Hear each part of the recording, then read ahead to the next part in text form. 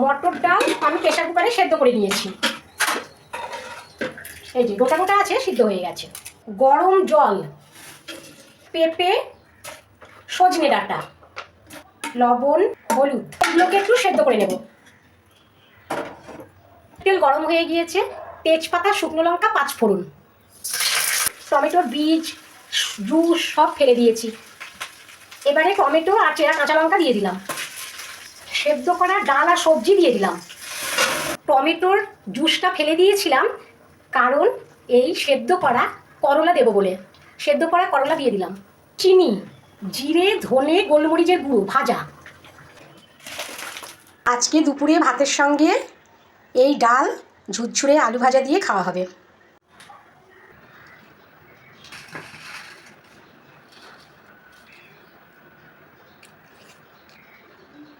খুব সুন্দর হয়েছে।